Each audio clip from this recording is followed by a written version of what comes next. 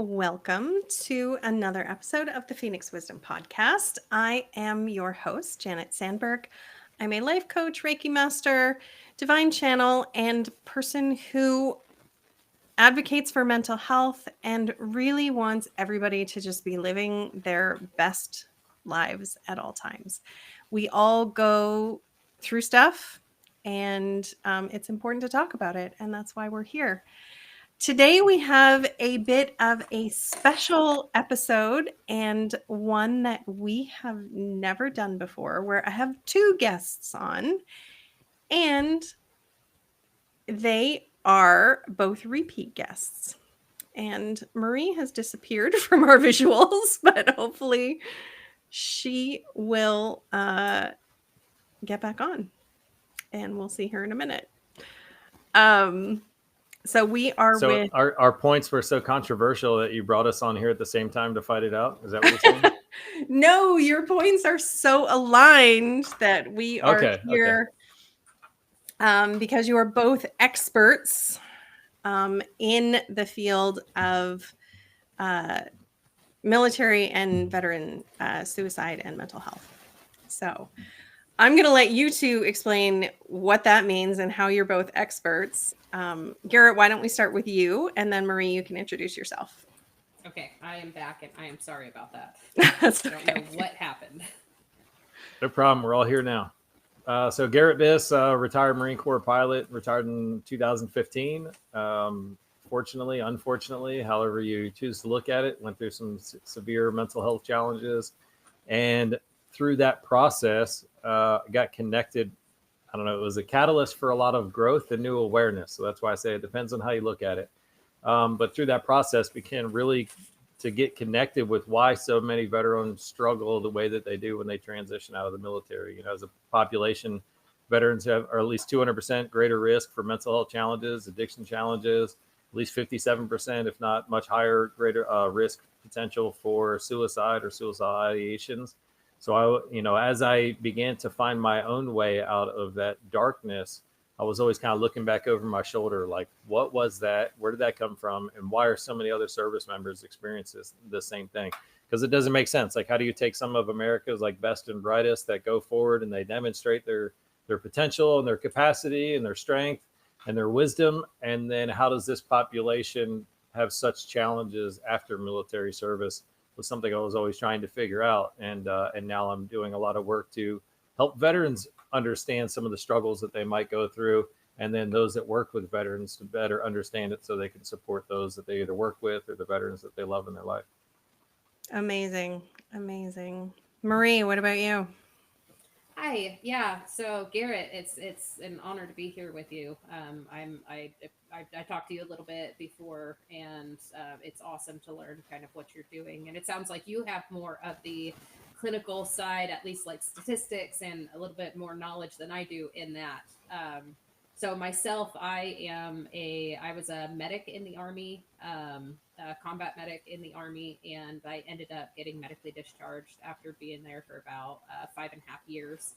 I have dealt with a lot of trauma in my childhood as well, and I was very lost in addictions and alcoholism for a long time to try and cope with my childhood stuff as well as my military stuff. I got sober back in 2017, and as I got sober, I started this mental health and spiritual journey to find peace and joy and love and overcome resentments and anger and frustration. I have a lot of the experience of being in the mental health realm myself as a patient, and so I have been to the psych unit twice. Last year, I was in an intensive outpatient program for PTSD and food addiction while I was healing from, or it was right after I got out of a facility that I was in for 8 months for hip replacements, bilateral hip replacements, and while I was there, there was a lot of isolation, a lot of triggers that I processed through, and realized that even though I was doing better than I have in the past, I still had a lot to work on. And I've also done multiple types of therapy, dialectic behavioral therapy, cognitive processing therapy, and acceptance and commitment therapy being the three main ones. When I got sober, I started writing mostly poetry about recovery from trauma and addictions. And over this last, we'll say about 6 months, about 6 months ago, I got the prompting to publish a book about my poetry. And in doing that, I started kind of podcasting as well. I've got another podcast, which is specifically for veterans as well. Janet, if you're okay, can I say a little bit about that? Yeah, for sure. So it's called Every Day's a Saturday, USMC Veteran, and Garrett has actually been a guest on that last year. Awesome. And I did an episode with him, which was my first podcast experience. And in that, I became a co-host with him. And we have done multiple episodes, just kind of delving more deep into my story and his story.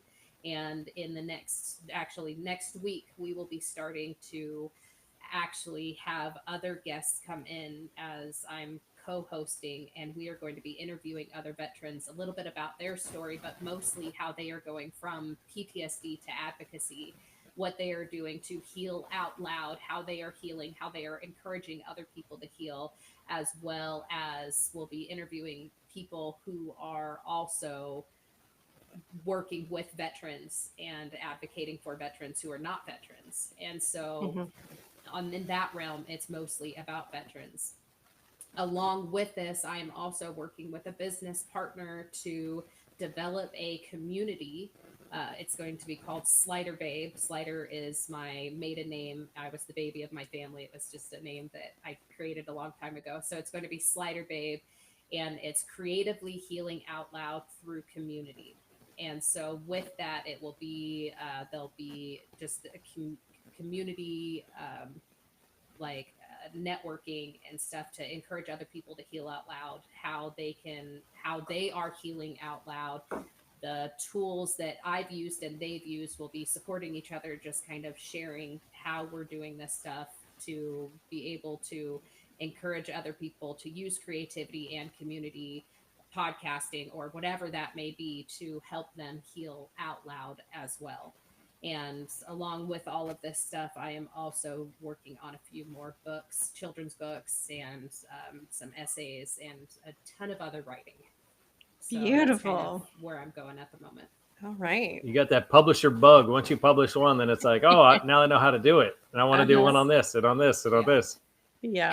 And then also, as I'm doing all of this stuff, I was calling myself an unofficial peer support, but Garrett kind of helped me to recognize, to name myself something a little bit more welcoming. And so I am starting to brand myself as a recovery advocate. And so people, veterans or non-veterans, anybody who's got struggles with trauma or addictions, if they need someone to talk to, they'll come to me, and I'll kind of share the resources that I've developed and compiled to kind of help them to get to a better place. So I appreciate that, Garrett, because that has made a difference in my own mindset. Because I was kind of cutting myself down. And so I'm definitely feeling a little bit more confident at saying that I'm a recovery advocate. And it's an honor to kind of be doing that alongside, you guys, because that's what you guys do too. So I'm glad to be here. Awesome. I love it. It's an honor to be here with you. Thank you. So it was interesting, Marie, when you were talking, you brought up very briefly that you had your own childhood trauma. And I don't know if either of you have the answer to this, but you were both in the military and, met a lot of people. Is there a higher percentage of people who had trauma who end up in the military? And does that contribute to the mental health struggles that, they kind of get the double whammy of their own stuff plus the military stuff in the end? Do you know?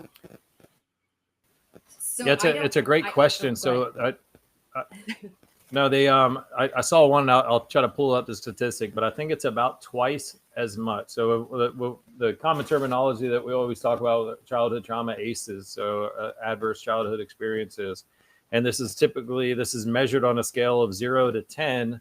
And what they found is the higher score that you have, then the more traumatic experiences or potentially traumatic experiences. And what they showed is a population of veterans on average that has an ACE score of 4 or more is more than twice that of the regular population. So yes, there is a correlation there. And then if we kind of think about why, or what I find, and this is really my whole TEDx talk is about, and really the model that I use, or the lens that I look at all of human experiences through this lens of connection, authenticity, and meaning. I think these are our 3 fundamental human needs that we have beyond our needs for food, water, and shelter. And it's connection, authenticity, and meaning that creates our foundation for our mental and emotional well-being. So military service is certainly a way that humans experience extreme levels of connection, a deep sense of authenticity or permission to be authentic, and a very profound sense of meaning. So whether it's intentionally or whether there just seems to be something about the draw of that, this allure of being part of something that's greater than yourself and having that sense of camaraderie and connection, I don't think that there's, service aged or service member aged recruits that are necessarily thinking of that, but somewhere in them, they realize that like, hey, this environment or these experiences that I've had in the past are not great, and I need to try to make an exit. I mean, I had guys that I served with in boot camp that they were just exhilarated that they had 3 meals a day and that they knew what bed they were going to be sleeping in. So, I mean, that's an extreme example, but yeah, I think everywhere and in between. Yeah, I was gonna say I don't have all the statistics, and I'm glad that Garrett you do. For myself, I know most of the people that I served with came from some sort of trauma. Most of the people, everybody has their own story, but there was a lot of people with the mental instability that, like Garrett said, we were looking for something that was beyond what we had. I know for myself personally, I never felt really connected because I came from foster care and adoption and dealt with some abuses and whatnot. And I never felt truly connected. And I never felt connected to the life that I was living because I was a chameleon. I was a people pleaser. I was doing whatever everybody else wanted me to do. And I also was lost in those drugs and alcohol. And so I did not have a life of my own. And so me joining the military was a way for me to take back my life. Was for me, because I never felt like I had it in the first place. So it was a way for me to finally get control of something in my life. This is something I'm choosing to do. And as I was talking to my co-host on the other podcast, we both had that, like he explained it, and I felt that we both had that feeling that when we graduated our training, it was the first time that it was our victory. Like when I graduated, it was something I did on my own. It wasn't something that I did for my parents or did for anybody else. It wasn't anything that anybody else did for me. It was something that I did, which gave me back that power. So I know that's what it was like for me. And most of the people I talked to kind of went through the same thing. Right. Yeah. So that it makes a lot of sense, both perspectives that, we're joining the military because we've been through a lot of stuff. We want something that's our own, but also we're looking to be a part of something bigger and have that purpose and meaning. And then, yeah, it compounds. And then, like we talked about, Garrett, when you were on the show, the whole transition back to civilian life.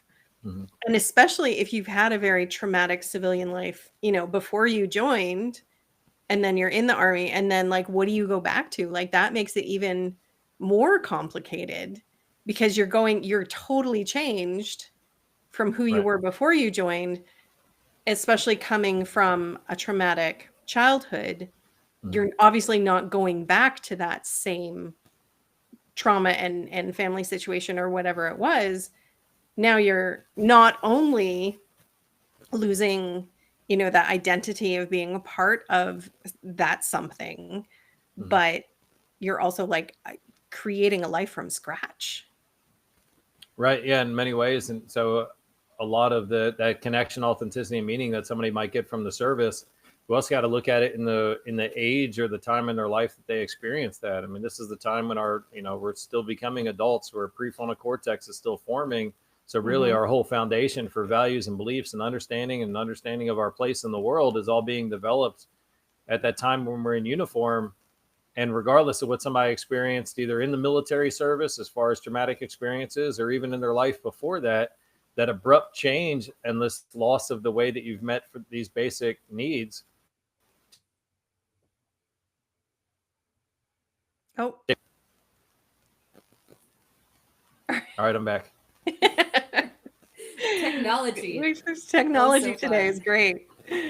Yeah, you were saying something about the loss of their basic needs. Yeah. And then what I said when I cut out, it was so profound. I don't know if I can even say it again. So it's lost forever. No, just saying, like, regardless of what somebody experienced beforehand. And I will point out, like, yes, statistics are funny. It's the way that you present them. It's going to make it seem like whatever you want. So yes, 24% of people that enter the military have an ACE score of 4 or more, but that's still, most people don't. I mean, that's still almost 80% of people that don't. So yeah, there is a higher percentage, but there's a lot of people that don't kind of have that background. And I don't know where they picked the arbitrary number 4 as the cutoff for that study. But there's a lot of things. And if so, let's just say somebody did come from a troubled background and they never really felt safe or seen or heard or valued or enough because of whatever they experienced, then they go find that for the first time in the military at the time that their prefrontal cortex is developing, as their sense of self is developing. And then that's taken away, regardless of how healthy or unhealthy your childhood was up till the time you joined the service. You still just lost something that is profound and that you need for your mental and emotional well-being. Mm-hmm. Yeah, I just wanted to kind of touch on that. That was one of the hardest things for me when I got out of the military. It was like, so I started getting medically discharged. I started having issues with my hips while I was deployed, and I was grounded to the FOB my last 4 months. And when I got out, they're like, "Hey, we're medically discharging you." It took me a year and a half to medically discharge. While I'm doing that, I'm working with the brigade, so the higher ups, to get the unit ready to deploy again. And so I'm doing all of their medical readiness stuff and getting ready to say goodbye to most of my friends. So all these people that I deployed with and I was alongside that first deployment, they're all getting ready to go. And here I am, getting out of the military. And so there was a lot of survivor's guilt. There was a lot of frustration. There was a lot of insecurities. And so when I got out, I had one friend that got out around the same time as me, but everybody else has gone and deployed. So I felt like I completely abandoned everybody that I knew. But then also when the military, when you get out, there's no follow-up. There is no follow-up. They don't say, "Hey, you just got out, come hang out with us, come party with us, or come check in with us." They don't do that. It's you have to get connected with the VA. And I was super blessed because I got a medical discharge, so I automatically had disability and was already connected. And I am very much proactive in my own way of receiving help. And so I was able to reach out to the VA, get connected. But most of my battle buddies, when they got out, they did not have any sort of connection with the VA. They didn't have their disability. They just felt completely lost. And so I felt lost because all of my guys were gone, and then there was no follow-up. And then I tried to meld back into the dynamic that I had at home. I moved back home, and I tried to meld in, but there was some unhealthy mindsets that I had regarding the family, and I sacrificed myself a lot and melded into this dynamic that I wasn't comfortable with, which I was already feeling insecure because my body gave out on me. I was feeling insecure because I lost all of my battle buddies. I was feeling insecure because the only way I knew how to socialize was alcohol, usually, and so my alcoholism got even worse.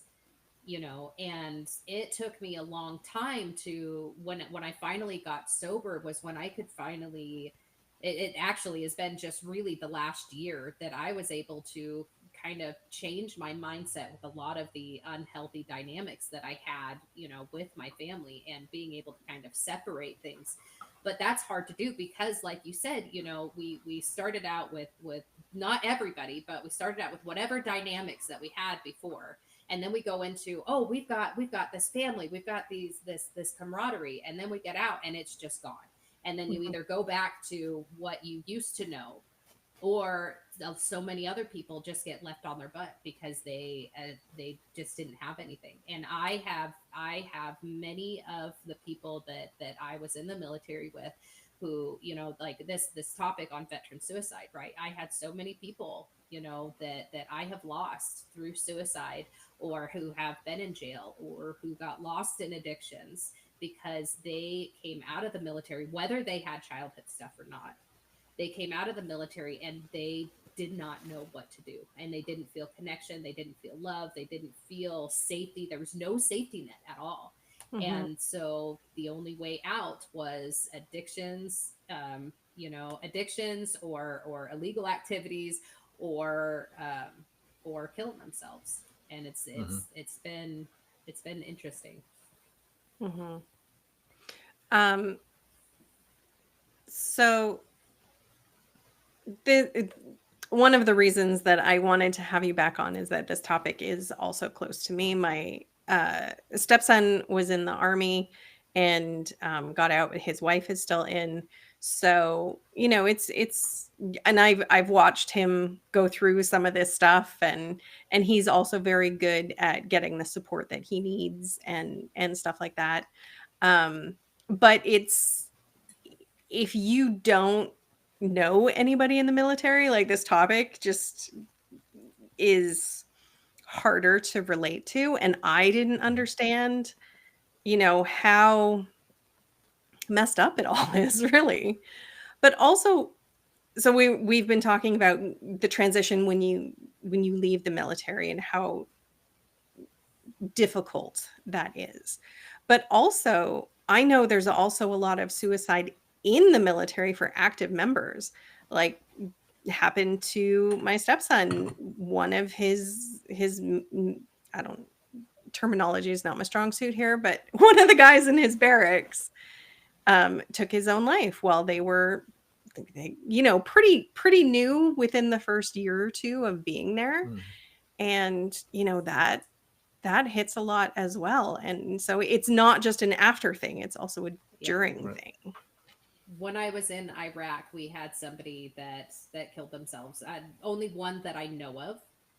I'm sure that there was many others. My husband, he was a Marine, and when he was in, he saw a suicide when he was in training, and then a friend of his also. So yeah, it is something that is pretty prevalent inside as well. Do you know why? Loss of hope and an inability to process something that's traumatic. So when I think of trauma, I think of it in really kind of a broad or a general definition. And I guess before I share this, I should clarify that I'm not a licensed mental health provider or a clinician, but I talk to a lot of them and I've sat with a lot of them.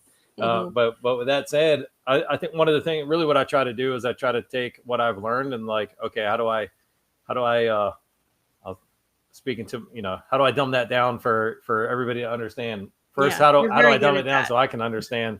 Like, how do I find, like, metaphors or analogies? So, talking about things that are, very kind of complex topics, trauma and addiction, you could ask 100 people what trauma and addiction are, and you'll get at least 100 different answers about each.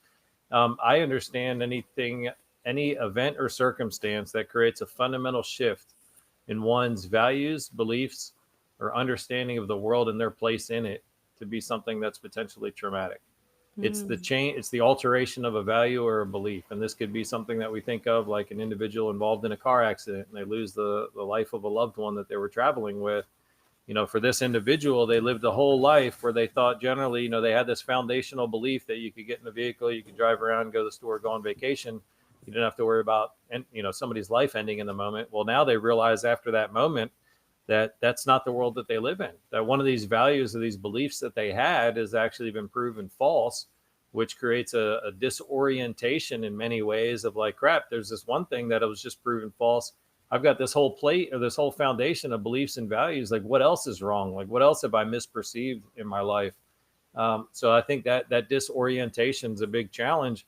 But I also love this kind of definition or understanding of trauma, because it helps us see that trauma can be seemingly benign or insignificant, even in our own eyes, as we look back at events that have happened in our life. And if we think that trauma is only, murders, assaults, rapes, and, and violent crimes, those can be traumatic, but so many other things that might be seemingly benign. I mean, I had one experience when I was a child where I had a bodily need that had to happen, and somebody wasn't there for me to take care of me. So I ended up, having an accident. But I recall this one experience and realized that in some ways that could be seen as something that was traumatic, because as a young child, I had this belief that those people that are around you, you can generally trust them to care for you, to help you take care of your basic needs. And then in this moment, somebody didn't show up. So maybe that's maybe we get violated by a friend at some point, or we get, this sense of rejection, or we get assaulted, we get abused. And there's this fundamental belief that shifts. It's that shift of beliefs or values or understanding of yourself that is indicative that a trauma occurred. So that was a long rabbit hole to go down, but anybody who has a certain foundation of values, beliefs, and understanding of who they are and their place in the world that has an experience that alters that can be traumatic. And if the trauma leads to self-doubt, to shame, a lot of times we talk about the implications of trauma in the negative context, whether it's post-traumatic stress or PTSD. And these usually show up when we have a value that was proven, or an estimate of ourself that was proven to be greater than what we once thought. So maybe we experienced something and realized that I had in my mind that I could operate at a certain level, or I could deal with certain adversity and I'd be okay. And then this experience just proved to me that that's not okay. Or I always thought that I would do the right thing if I was presented a situation, and then this experience occurred and I didn't do the right thing. So now my whole fabric and sense of self has just been torn. And that, and then the implications of that more often lead to guilt, lead to shame, lead to an erosion of sense of self-worth. And if you get to the place where you have an internal pain because you're kind of contending with this disorientation, and you also have something that is taking away your sense of self-worth, or you have this fear, as we talked about, a lot of veterans don't understand why they're in the pain and suffering after they transition. If you ever find yourself experiencing suffering and you don't know where it came from, then it can be hard to have hope that things could get better. So, right. So now let's take an arbitrary or like a hypothetical person that joined the military. Maybe they had this certain vision of themselves that they'd be able to do certain things and survive certain things. And then something happens to prove that wasn't right. Or maybe because of the pressure or basic training, a lot of people try to, take their own lives or run away during basic training. Maybe they realize that, when called to the plate, they're not operating the way that they thought. So now their whole fabric of their understanding of self is kind of evaporated. Or they find like this internal pain or this guilt, or, maybe they left something at home and they left a responsibility and now they're feeling guilty about that they're not there. I mean, it could be a litany of different ideas, but I think it all stems back to this loss of foundation for who they were or what they thought of themselves in the world, and some kind of internal pain that they don't have hope that it's gonna change or get better. And this is one parallel that I see between both suicidal ideations or acts and addiction. A lot of maybe people that haven't experienced it or really thought about it, they think that like, oh, this is a temporary act or solution to, that creates a permanent problem, or the addiction. But really, if you get in the mind of somebody who's like at that crossroads and in that place, whether they decide self-harm or they decide to indulge in this substance or behavior, the thought is never about what's coming tomorrow. The thought's only about like, you're in such a survival state at that moment that you're trying to do anything that you can do to get out of pain. So your thought is not like, what are going to be the consequences of this tomorrow or next month? It's like, I've exceeded my capacity to deal with this pain. I've lost hope that it's going to get better, at least better very, very quickly. And I can no longer carry this weight.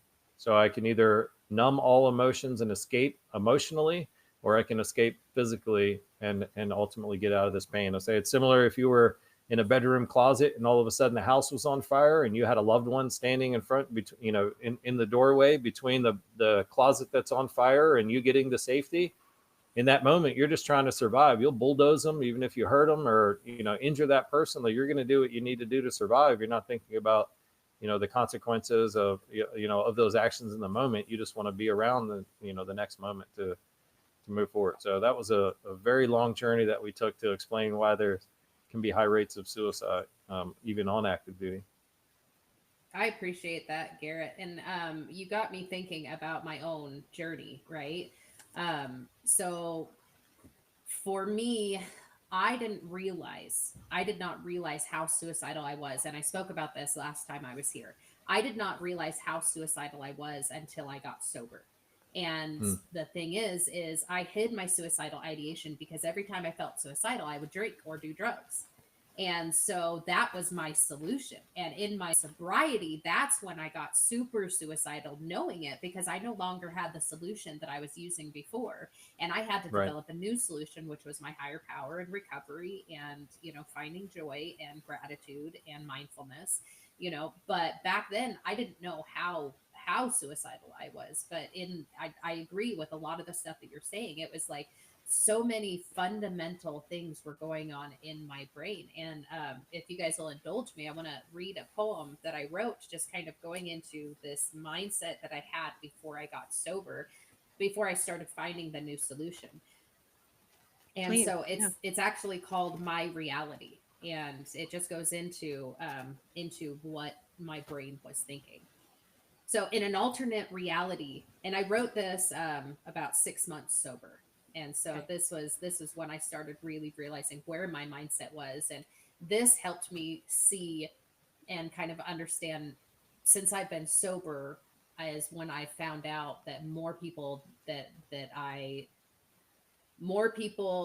deployed with have killed themselves than died during the deployment that I was with them. We've lost so many people. And when I started writing this is when I started realizing, a lot of them were probably having the same thing, but they didn't find the solution that I have found. Mm-hmm. And so anyway, so it's called My Reality. In an alternate reality of days long past stood a broken little girl in a rock hard cast. No one really loved her. That was what she thought. In her mind, she was abandoned, left alone to rot. People all around her would pick on her or tease. Taking it all personal, she told her heart to freeze. Her pain grew even deeper when someone took advantage, so she knew she had to run. Her emotions she must manage. The beginning was to fake a smile in every situation, becoming a chameleon so she could prove her station. Next were the addictions, manipulating, lying. Before she even realized it, no longer was she trying. It became a way of life, no effort left at all. To run or drink her life away was her only call. Going through the motions, not letting others in, she felt that to pretend was the only way to win. She saw glimmers here and there, but never finding peace, running to wrong places to try to get release. The people she kept close she loved as best she could. Most were lost just like her, clinging to falsehood. The ruin this was causing never crossed her mind. Her worth she had been walking on, so hope was hard to find. It took her long to realize her perspectives were all wrong. She was worthy of true love. She had been all along. With the Before I continue on the last half, so that was kind of like the first. That was my old reality. Mm-hmm. And there's so many people that get stuck in that mindset. There's no way out. I'm a victim. And when you are living in the mindset, because most of the people who do commit suicide, at least in my experience, have had the traumas before or never processed through the stuff in the military. And so when you are stuck in this mindset of negativity, if that is your everyday life, then a lot of times it takes just one little drop. And it could be something so seemingly tiny and insignificant, but that simple drop is what pushes people over the edge. And so, like for me, I was living in all of this and I was stuck. And if I would have gotten one more drop, I probably would have killed myself. But God had other plans for me and I found my sobriety. right? And so then this is my new mindset, in coming in, and one that I, as people are watching this, I hope you can adopt this new mindset. Please know that you're not alone. Like, don't get stuck in that alternate reality, because this is a reality that you can have. And so, with this simple knowledge, lines were surely shifted. The weights of old reality were slowly being lifted. The past provided lessons for healing to occur. She learned to focus on today, for the future was a blur. Now, in the strange new realm unfolding every day, stands a hopeful little girl, discovering her way, vulnerable and open to learn humility, willing to make progress towards the day she's free. She fights a daily battle, forgiveness to attain, for from her past reality, resentments do remain. She has to snuff the urges of building up more walls, especially when she feels she's had too many falls. She only knows the next right step is opening her heart to that holy power. He'll outline her part. He's watched her all along, providing her protection. She no longer tries to run from that connection. She does not thrive in chaos or causing a commotion. She can stand her ground, not hiding from emotion. The unknown, though a mystery, no longer is so scary. If the present is unpleasant, she knows it's temporary. She gets up if she falls and holds her head up high. She knows that it's okay if she needs to cry. Continuing this daily, her past no longer binds, and on anxieties of tomorrow, she can lower blinds. Not knowing what the future brings is but a tiny cost. The blessing of uncertainty, she is no longer lost. Beautiful. Thank you for sharing that with us. And it's just such a reminder that, when we're in it and feeling everything and it's so overwhelming, and, like Garrett said, we're just trying to get out of the burning closet and doing whatever we can. It's so hard to have that little voice that says, this is just temporary. It'll end. It's not going to be this way every day, all the time, for the rest of our lives. And that's the hard part, is knowing that it's temporary. And that's part of why we're here today, is to share that message that, yeah, it sucks and you're going through hell, but it is temporary, and it will get better.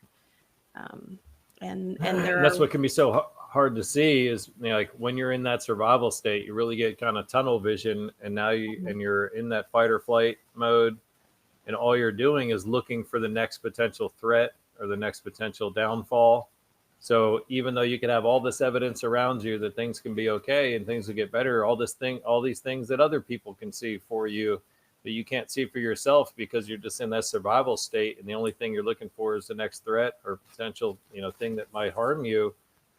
Well, if that's the only thing that you're focusing on, then it seems like that's everything. So it's like everywhere I look, that's all I can see, because we're filtering out anything that's not a threat, because we don't have to solve an opportunity. We don't have to solve something, and when you're in that place. So fortunately, and having that shift and being able to shift that mindset, this comes back to that really kind of overarching definition of trauma. And why I said we often talk about the PTS or PTSD, but really what you experienced there as that shift, that was also traumatic. We don't talk enough about traumatic in the good light, and trauma's ability to lead us towards post-traumatic growth. But whatever that shift was that happened for you, there was a shift in value, belief, or understanding of the world or your place in it. And it was one that you were able to capitalize or leverage to get to a better place. You had this belief that, like, everything's wrong about me, everything's wrong around me, everything's trying to take me out, I don't deserve anything. And then just shifting one of those tiles of beliefs and allowing a little bit of kind of light to come in was enough to be a catalyst to allow the rest of the growth to happen. And that's what we talk about when we're exploring post-traumatic growth. It's how can we grow and how can things get better, not despite the challenges or despite the place that we were stuck in, but actually because of it in many ways. So I was just thinking, like, I love that you were talking about that kind of stuff. in all of these different layers of therapies that I've done. So the psych unit the first time, that was when I was finally able to like let go a lot of stuff and challenge some of the fundamental feelings I had towards the military, right? And I had that shift. And then I did the dialectic behavioral therapy, which fundamentally changed everything that I thought about how I was talking to myself, interpersonal relationships, how I was talking to other people, right? And then that dialectic or cognitive processing therapy, where it was the really deep, intense, fundamental changes of the lies that I had been telling myself for so long and identifying where those lies come from. That led me to the psych unit the second time, right? Because I was processing through all of these things. Yeah. And then this last time last year when I did the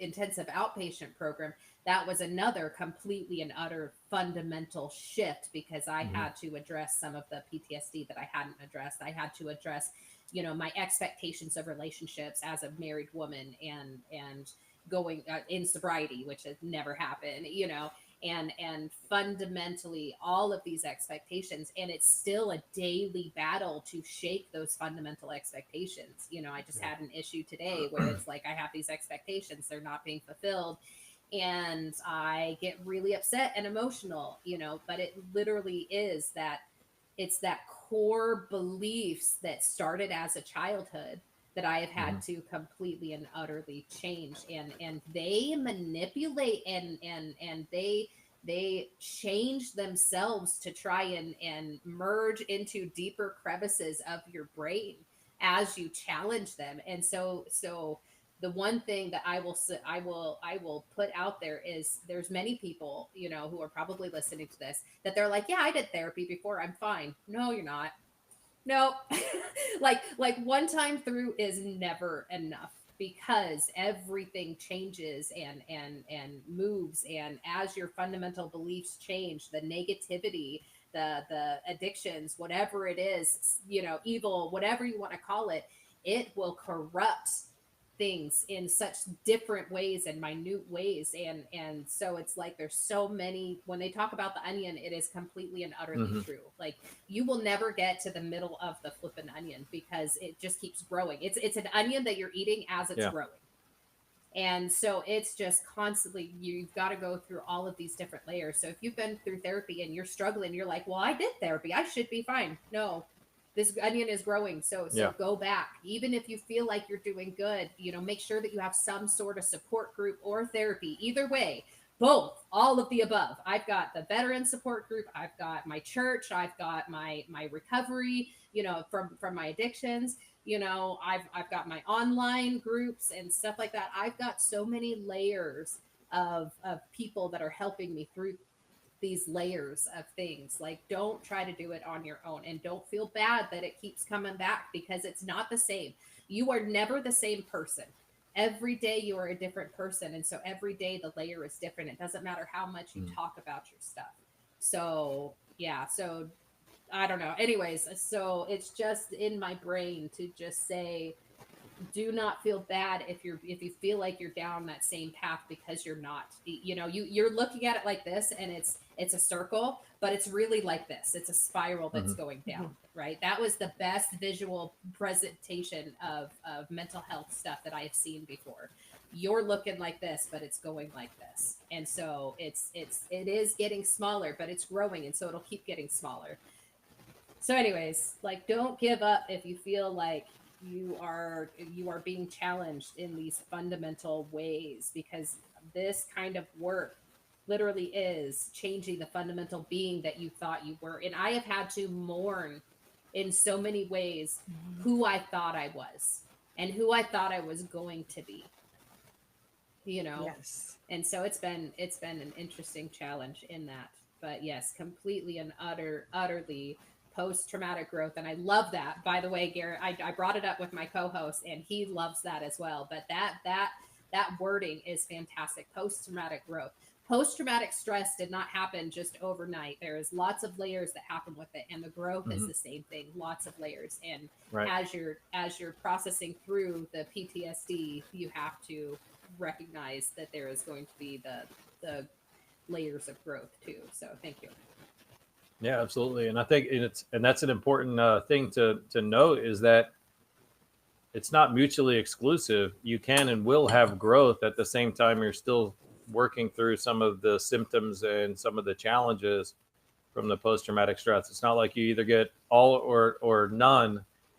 It's just, I think it's sad, I think, in our society, in our culture, in the industry, that we don't talk more about post-traumatic growth, Yeah. because this is a thing that's going to happen and co-occur with with the PTSD or the PTS. And it's like, this is like a, I don't know, it's a balloon going up, it's a lifeline going up. Let's not just deal with all the stuff that's holding us down, but if we're going to work through that and we want to continue to work through that, let's prop ourselves up and recognize and leverage some of the growth that's taking place. And you talk about things shifting and changing all the time and having to, it's like there's the downward spiral that we go down and then the upward spiral that we can, climb up. And yeah, every time you're going to come back around to like the 12 o'clock position, even as you're spiraling up, you're going to be a new version of yourself, a different situation, but then there might be that same thing that kind of like triggers or makes you feel like you're pulled all the way back down. One way that I envision it, which kind of helps me, I mean, again, these are just completely kind of made up analogies and metaphors, but if I can have a visual kind of representation or a conceptual representation of what's going on, I don't know, it's easier for me to digest. So what I understand is that, all of the beliefs and the values that we have, at the end of the day, their number one intent is to protect us. So even when we're experiencing traumas and harms when we're a child and we're growing up, if we come to a conclusion that like, hey, I'm just not that important, or I'm not worthy of being seen and loved, that's not just a self-deprecating thought or seed that gets planted in us. There's a part of us that holds on to that, because if I can live my life from this knowing that I'm not lovable and acceptable, then I can avoid potential threats as I navigate around. I won't overly rely on other people. I won't connect with other people. I won't divulge certain things. So I don't see it, and it, of course, the consequences that we deal with are hurtful and create pain, but I don't see the root of it as, from this perspective that our experiences are done to kind of hurt us, or our ego or our beliefs are done in a way to try to limit us. If we can see them as a way of trying to protect us, then it also helps me understand why we have to continue to come back. So if we have this, we'll use a military reference. If we have this phalanx or this like army that's there to protect us, our survival and our well-being, and we're doing some therapy and some work, and we try this modality and it kind of defeats this limiting belief that we have, or this self-deprecating thought, or this value limitation that we have, they're not going to give up. Like, they still want to protect us. They still have a mission to protect us. So they're going to go regroup and they're going to come over here and they're going to try to protect this, the next time that there's an opportunity. And again, it's not just to hold us back, or that's not the reason, is to like hurt us, but the reason is to protect us. And unfortunately, as we have these experiences, especially in adolescence, where we do develop this belief that's not true, even though it might be intended to protect us, but it's not true, it will create cascading negative effects for the rest of our life if we continue to live our life based on this belief that I'm not good enough, that I can't trust people, that I'm not deserving of happiness. And then, until we get to the root of that and really kind of rewire the way that we see things, or the lenses through which we look at the world, it's going to be a continuous evolution. I was almost said battle, but I would rather say evolution, Yes. because there's opportunity for more growth and more positive change. Absolutely. We are always evolving and growing. And sometimes it doesn't feel good. We always think of growth as a positive thing, which it is, but it's not always easy, and it can be hard work, and it can, make us feel things that we don't necessarily want to feel, but we're still on a positive trajectory. Yeah. So I would say that there's no growth and no benefit that we experience in our life that doesn't come from some kind of at least discomfort, if not severe pain. I mean, we want to be physically healthy. It's not the most comfortable thing to go and exercise all the time. We want to be wiser or more mentally healthy. It's not easy to, spend all-nighters in college or in high school, like studying things so that we can grow.